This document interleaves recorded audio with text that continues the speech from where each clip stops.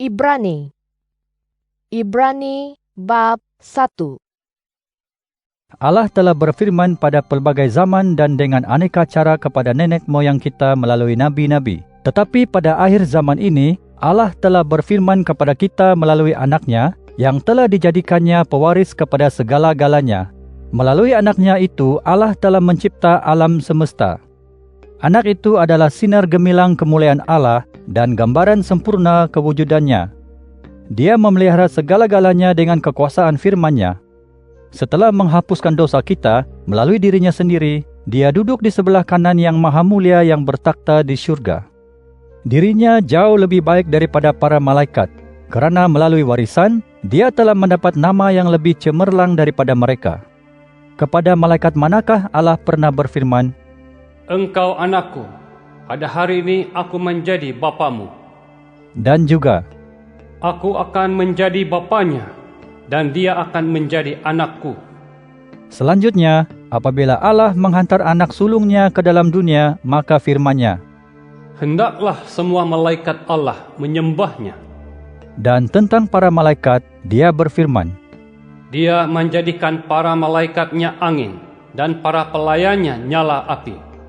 tetapi tentang anak itu, Dia berfirman, "Takhta-Mu, ya Allah, kekal selama-lamanya. Tongkat kebenaran ialah tongkat kerajaan-Mu. Engkau telah mencintai apa yang benar dan membenci apa yang jahat. Oleh itu Allah, Allah-Mu, telah mengurapimu dengan minyak kebahagiaan lebih daripada teman-teman-Mu. dan Pada mulanya Engkau, ya Tuhan, yang meletakkan asas bumi, dan seluruh langit adalah hasil kerja tangan-Mu. Bumi dan langit akan binasa, tetapi Engkau kekal, dan segalanya akan menjadi usang seperti pakaian. Seperti jubah, Engkau akan menggulungnya, seperti baju yang ditukar, semuanya akan diubah. Tetapi Engkau tetap sama, dan zaman-Mu tidak berkesudahan." tetapi kepada malaikat manakah Allah pernah berfirman, "Duduklah di sebelah kananku, sehingga aku menjadikan musuhmu alas kakimu." Bukankah semua malaikat itu roh-roh pelayan yang dihantar untuk melayani manusia yang akan mewarisi penyelamatan? Ibrani bab 2. Oleh itu, kita harus memberikan perhatian yang lebih kepada segala yang telah kita dengar, takut kita hanyut kelak. Jika firman yang disampaikan melalui para malaikat terbukti benar dan setiap pelanggaran serta keingkaran mendapat balasan yang setimpal, bagaimana kita mungkin terlepas daripadanya jika kita mengabaikan penyelamatan yang sedemikian besar? Pada mulanya Tuhan telah menyebutkannya, dan kemudian orang yang telah mendengar kata-katanya itu turut mengesahkannya. Allah juga telah memberikan kesaksian dengan pelbagai tanda, keajaiban, mukjizat dan pengurniaan Roh Kudus menurut kehendak-Nya sendiri. Dia tidak meletakkan dunia akan datang yang kita perkatakan ini di bawah takluk para malaikat.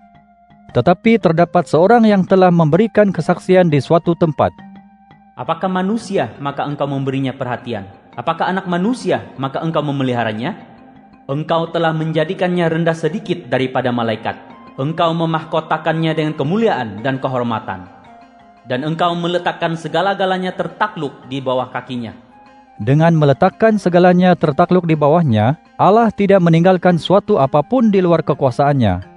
Tetapi sekarang kita masih belum melihat segala-galanya diletakkan di bawahnya. Tetapi kita melihat Yesus, yang dijadikan rendah sedikit daripada malaikat, dimahkotakan dengan kemuliaan dan kehormatan kerana telah menderita kematian, supaya Dia dengan kasih kurnia Allah mengalami kematian untuk setiap manusia. Allah yang segala-galanya adalah untuknya dan segala-galanya dicipta olehnya, membawa beberapa ramai anak-Nya kepada kemuliaan.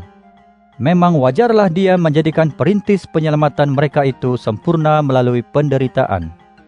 Dia yang menyucikan dan mereka yang disucikan adalah satu asalnya. Oleh itu, Dia tidak malu memanggil mereka saudara-saudara. Dia berkata, "Aku akan mengistiharkan namamu kepada saudara-saudaraku. Di tengah-tengah perhimpunan aku akan menyanyikan pujian untukmu."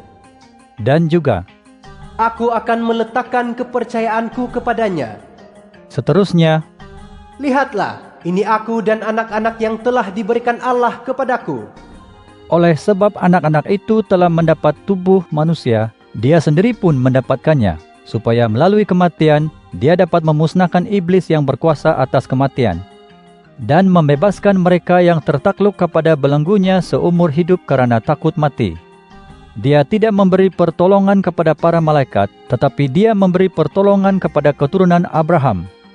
Dengan demikian, dalam segala hal dia harus disamakan dengan saudara-saudaranya, supaya dia menjadi imam besar yang berpengasihan dan setia dalam segala yang berkenaan dengan Allah untuk menebus dosa umat manusia. Oleh sebab dia sendiri telah menderita menghadapi godaan, maka dia dapat menolong orang yang menghadapi godaan. Ibrani bab 3. Dengan demikian, saudara-saudara yang saleh, yang juga mendapat bahagian dalam panggilan dari surga, fikirkanlah rasul dan imam besar yang kita akui, Yesus Kristus. Dia setia kepada Allah yang melantiknya, sebagaimana Musa juga setia dalam seisi rumah Allah. Dia dikira layak menerima lebih banyak kemuliaan daripada Musa, sebagaimana pembina rumah lebih dimuliakan daripada rumah. Setiap rumah ada pembinanya, tetapi dia yang membina segalanya ialah Allah. Musa memang setia dalam seisi rumah Allah sebagai seorang khadam untuk kesaksian terhadap segala perkara yang akan dikatakan kemudian. Tetapi Kristus setia sebagai anak ke atas seisi rumahnya. Kita adalah isi rumahnya jika kita berpegang teguh pada kebahagiaan harapan ini hingga ke akhir. Oleh itu, sebagaimana yang dikatakan oleh Roh Kudus, Hari ini, jika kamu mendengar suaranya, jangan keraskan hatimu, seperti dalam pemberontakan dahulu pada masa cubaan di gurun. Ketika nenek moyangmu mengujiku, mendugaku, meskipun mereka telah melihat perbuatanku selama 40 tahun. Oleh itu, aku murka dengan keturunan itu, dan aku berkata, hati mereka sentiasa sesat dan mereka tidak mengenal jalanku. Maka aku bersumpah dalam kemurkaanku, mereka tidak akan masuk ke dalam peristirahatanku. Awaslah, saudara-saudara, jangan ada dalam diri seorang pun daripadamu hati durjana yang tidak beriman, lalu berpaling daripada Allah yang hidup.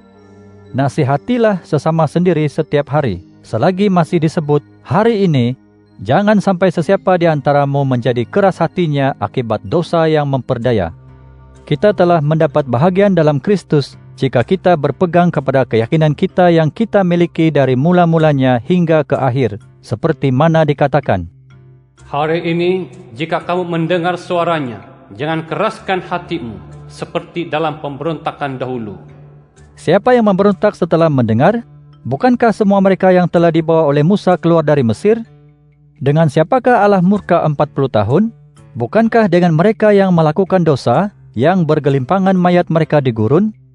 Dan kepada siapakah Allah bersumpah bahawa mereka tidak akan masuk ke dalam peristirahatannya? Tak lain tak bukan kepada mereka yang tidak taat.